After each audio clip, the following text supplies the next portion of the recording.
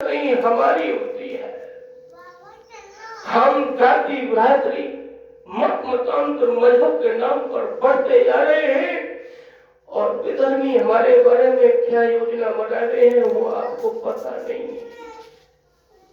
ये मोदी और योगी कब तक रहेंगे? हमको कहीं ना कहीं इसमें सुधार करने की आवश्यकता है। हमें वैदिक संस्कृति पर आने की आवश्यकता है। अपने बच्चों को संस्कार के कवच में लेने की आवश्यकता है। उन पर निगरानी करने की आवश्यकता है।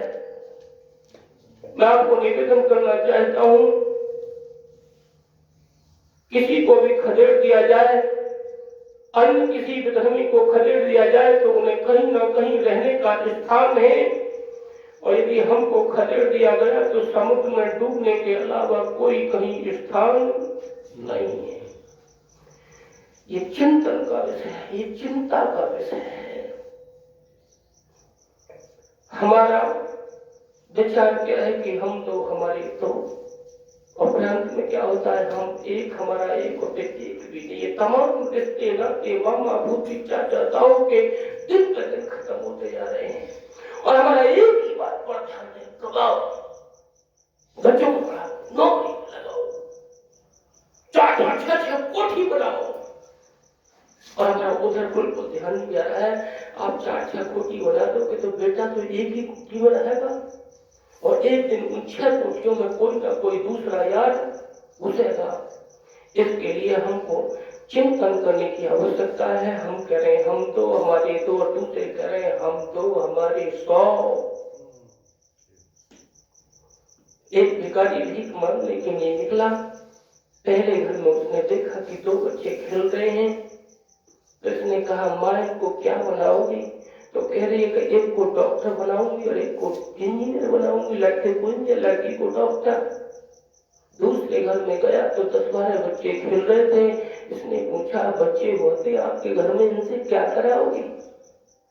तो उसने कहा, एक पर प्याज बिकवाऊंगी, एक पर मूंगफली बिकवाऊंगी, एक पर चप्पल कटवाऊंगी, एक पर ये कराऊंगी वो कराऊंगी, एक बच्चे को 5वीं क्लास कराऊंगी और वो बेटा मेरा मंत्री बनेगा। और जो पड़ोसी कह रही है ना कि डॉक्टर बनाऊंगी इंजीनियर बनाऊंगी, वो डॉक्टर इंजीनियर ना वो डीएम और एसडीएम बनाए और जब मेरा बेटा मंत्री बनेगा तो लात मार करके काम लेगा। ऐसी सोच बन चुकी है। इससे बचने के लिए हमको अपना विचार बदलना पड़ेगा। पहले 10-10 बच्चे 12-12 बच्चे होते थे, उनकी खूब आराम से परवरिश होती थी। हमारी जो मानसिकता फूहड़ बन गई है कि कम बच्चे होंगे तो खर्च कम होगा। मैं कह रहा हूं ज्यादा बच्चे होंगे तो आमदनी ज्यादा होगी। आप जानते हो, आप ज्यादा नहीं जानते, वो सौदान सिंह राघव हुआ करते थे जो जनता इंटर कॉलेज के मैनेजर हुआ करते थे।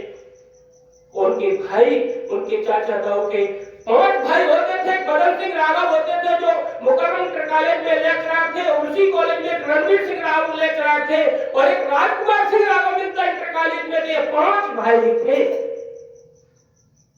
अरे जब परमात्मा जन्म देता है ना तो माँ के आंचलों में जन्म से पहले दूध आ जाता है।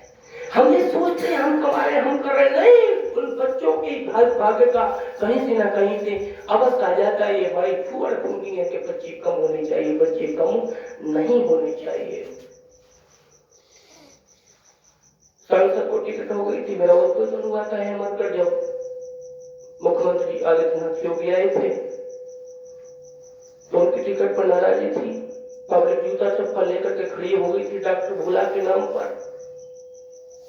किसी को ये विचार नहीं आ रहा था। मैंने कहा था कि शीर्ष जो नेता है उन्होंने निर्णय लिया है, हमको कैंडिडेट नहीं देखना, हमको सिर्फ और सिर्फ कमल का फूल देखना है। यदि आपने गलती कर दी तो पायदान बिगड़ जाएगा। ये पायदान प्रधानमंत्री का है, ये सांसद और विधायक कुछ नहीं होते, ये सामान्य सदस्य होते हैं। निर्णय लेने वाले तो शीर्ष मुख्य नेता हैं। आप उधर मत जाइए, आप सिर्फ इस बात पर ध्यान दीजिए। आज इधर भी 33% है, अब जिस दिन 40% हो गया तुम्हारी खैर गई।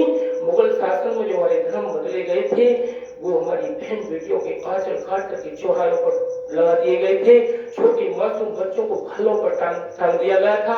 आज तो तुम्हारे सरों पर चोटी नहीं है, उस समय बोटी बोटी काट करके छोटी काट दी गई थी, आज उन्हें पंख दिखाने की आवश्यकता है। जब चोटी की जगह पर टोपी लगाने में देर नहीं लगेगी, इसीलिए एक ये कवच रह गया है कि आप अपना प्रधानमंत्री बनाइए, वरना तो नैया डूब जाएगी। जब जैसे तैसे व्यवस्था बदली और सांसद महोदय फिर दोबारा से और ज्यादा वोटों से जीते, तो मैं आपको कहना चाहता हूँ कि विचार दुनिया की सबसे बड़ी ऊर्जा होती है। हम सुबह शाम अपने बच्चों को अवश्य समय दें और उनको उन बातों को बताएं जिन बातों से उन्हें सावधान रहने की आवश्यकता है। कहीं हमारा ये कमाना धमाना जो भी प्रयास है कहीं बेकार और निरर्थक न चला जाए, इन चीजों को समझने की आवश्यकता है।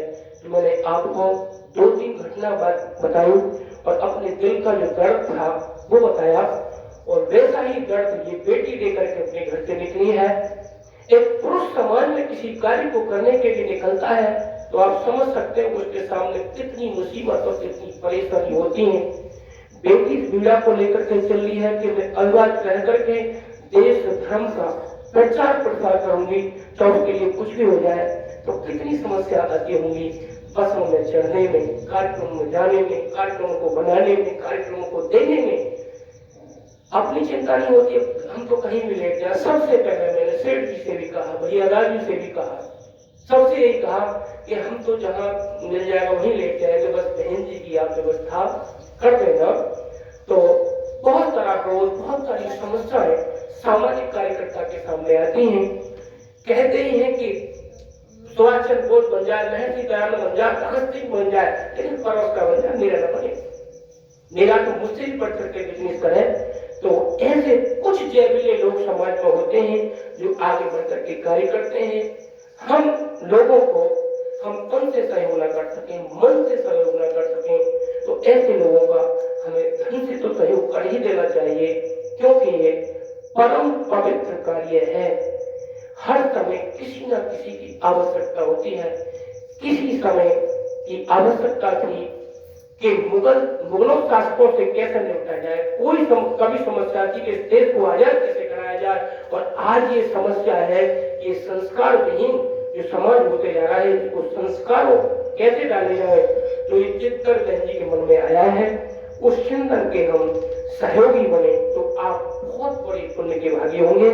आइए एक बहन जी के लिए मैं भजन के लिए आमंत्रित करता हूँ और फिर कार्यक्रम को समापन की ओर ले चलते हैं।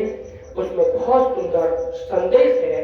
उस भजन को में यह भी सभा होती है, उनमें कम मैं बुलवाता हूँ कि 2 बहनें होती हैं और बहनें मायके में आती हैं, और जो मायके में आती है रक्षाबंधन के त्योहार पर तो सुख दुख की आपस में बतलाती हैं।